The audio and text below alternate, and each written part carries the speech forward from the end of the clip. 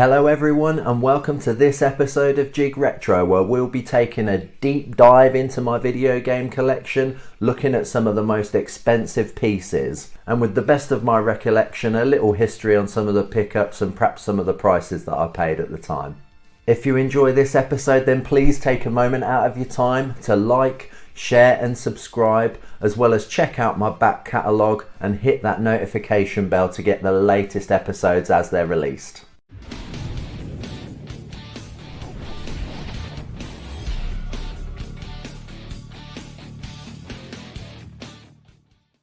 I've been collecting video games for a number of years now, and I'm pretty proud of the collection that I've accumulated.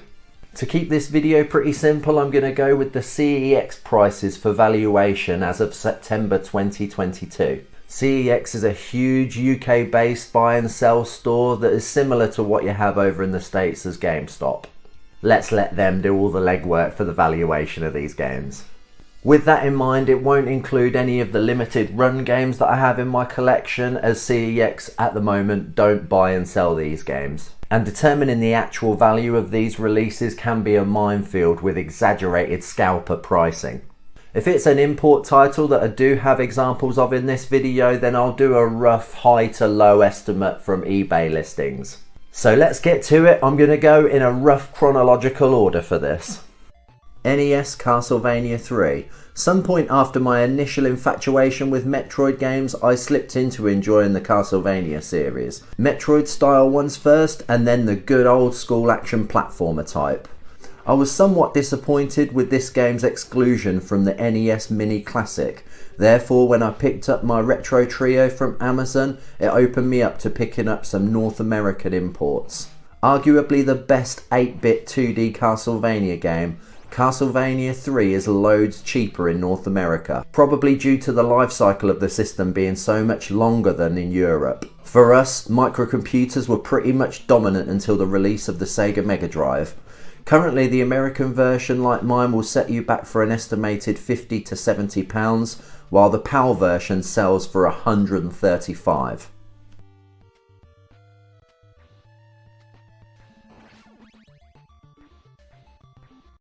Mega Drive Ghostbusters Boxed. I had a pretty big nostalgia for the actually pretty crappy Commodore 64 version of Ghostbusters, and I was intrigued by the Mega Drive game of the same name. With some research, I could tell that it was thought of fondly, but for whatever reason it has always been a pretty expensive game. I jumped on the opportunity to pick it up, and it currently sells for £55. With that said, although mine is boxed, I don't know what not having the manual may do to its value.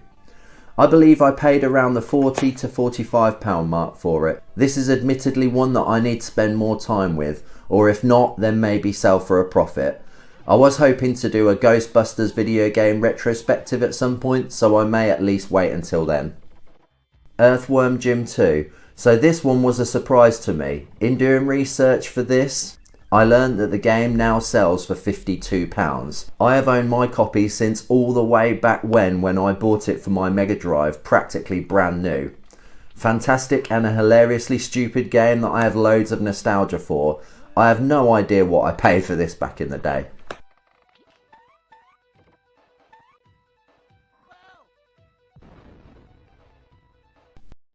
SNES Super Castlevania 4. As mentioned above, in the early days of my collecting, I became obsessed with the Metroid and Castlevania games, and this was the first action platformer style Castlevania game that I got really into, and beat on the SNES Mini Classic. That really was a special mini console for me, due to me being a Mega Drive owner as a kid. Playing quality games such as this was a real eye-opener, and I had to pick up a real copy of this for myself, which admittedly did take some thought, as I already had access to it on the SNES Classic Mini. Being a physical game purist and enjoying this game so much, I had to own a real copy as well. Its current value is £45, and I believe I spent around £35. Game Boy Color Metal Gear Solid. I loved this game back in the day and really wanted to rebuy it for the collection. It has always been a pretty expensive game for the system, and its current value is £55. I really recommend this.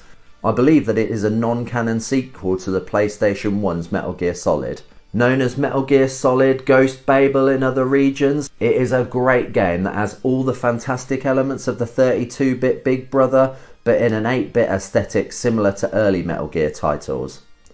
This game does some really clever things and doesn't outstay its welcome. Saturn Burning Rangers Japanese import with an estimated value of £45 to £60, but the PAL version is worth £160. This game is regularly brought up in conversation as one of the Saturn's top action games. It's a 3D, anime license, firefighting, superhero style game, and super enjoyable. Another one that I need to spend a bit more time on, but admittedly I find the graphics pretty hard to stomach nowadays. Very jaggy 3D polygons.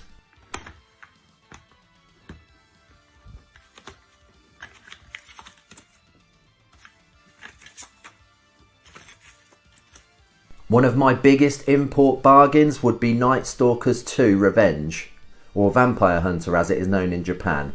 This is a great Capcom 2D fighter that plays to the Saturn's strengths and was an exclusive until the recent Capcom Fighting Collection. I paid roughly its current value of £10 to £15, but in PAL regions it is a £75 game.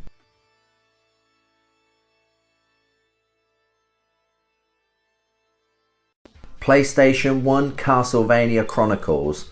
Now we are getting to some real money. I believe I paid £78 for this, but its current value is at £110. I am also pleased that my particular copy of this one is very minty.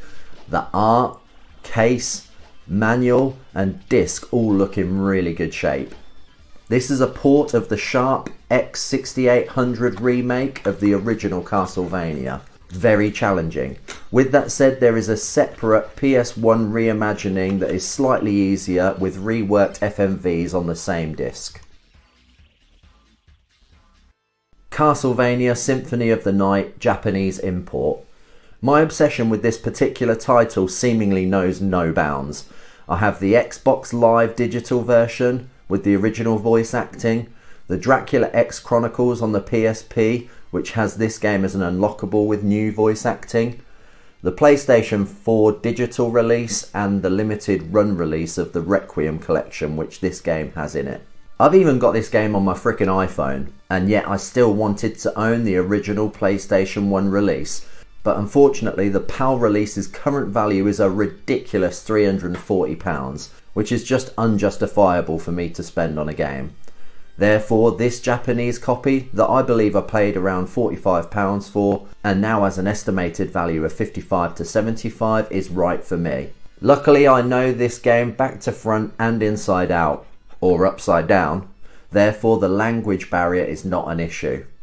This copy even came with a lovely art book and soundtrack for the win. Thanks to Tony Hawk's, which is a Tony Hawk's Pro Skater 2 hack, for allowing me to play this on my PlayStation 1 with no modification.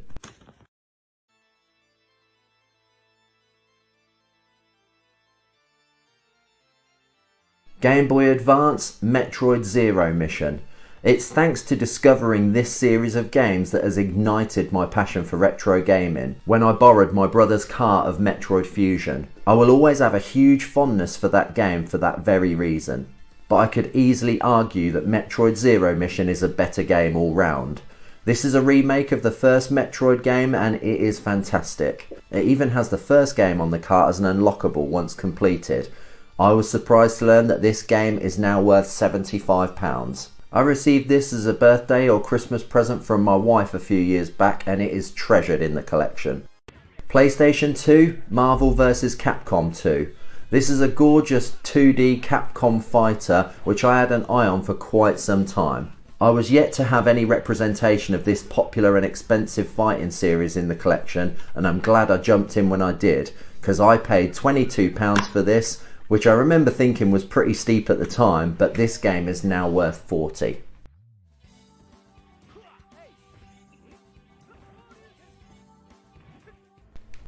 GameCube Metal Gear Solid Twin Snakes.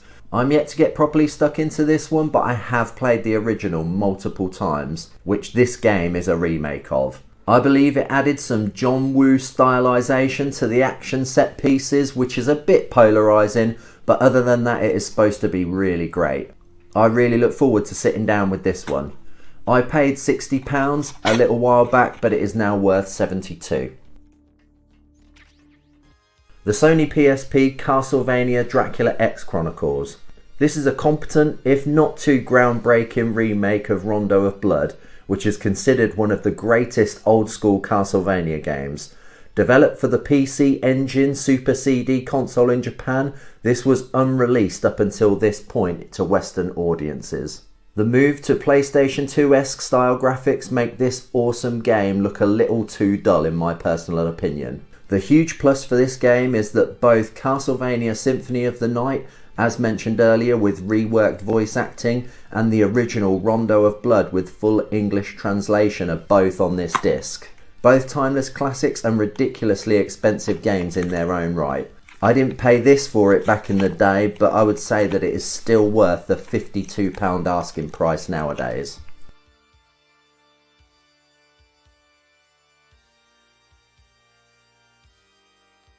Here are 3 quick-fire Nintendo DS games that I have in the collection that are all around the same price. Aliens Infestation, worth £48, is actually on long-term loan to my brother at the moment. This is a Metroidvania style game, action platformer from Way Forward. I believe I paid somewhere in the £38 mark for this one. Dragon's Quest VI is a popular RPG. RPGs are not a genre that I have a lot of time for currently, as they are usually over 100 hours of gameplay to complete. This one was gifted to me from someone who knew that I was into retro gaming, and I am really grateful for this as its value is £45. I really should find some time for this one. Castlevania Dawn of Sorrow. This is a sequel to the fantastic Aria of Sorrow on the Game Boy Advance, which along with Metroid Fusion was another game that started me off on this epic retro gaming journey. Its value is also £45. Finally, one limited run release that I own that actually does make it to the CEX website is Shadow Complex Remastered for the PlayStation 4. Originally released digital only on the Xbox Live Marketplace, then remastered for the next generation of consoles digital stores. This is one of Limited Run's earlier releases. I picked it up because I'm a huge fan of this 2.5D Metroidvania style modern looking game. It's on here for £60 and I paid £57 for it fairly recently on eBay.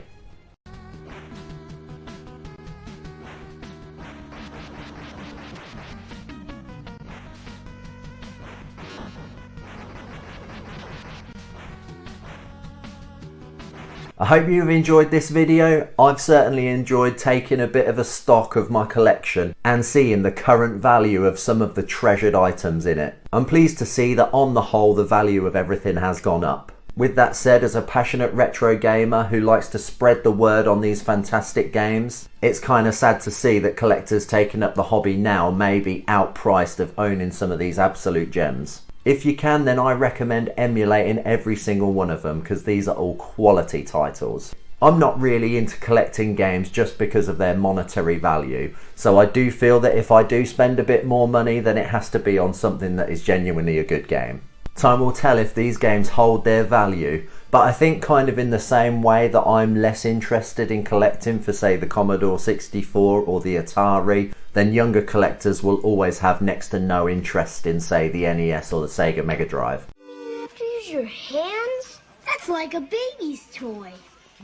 Please feel free to comment down below on any of these prices or any of the games mentioned. Maybe even talk about some of the more expensive pieces in your collection that you're really proud of. How do you think the retro gaming market will look in the future? And do you know of any quality games that are at a budget price at the moment that you think are future valuable games? Until next time, much love, please look after yourselves and each other and get your geek on with Jig Retro.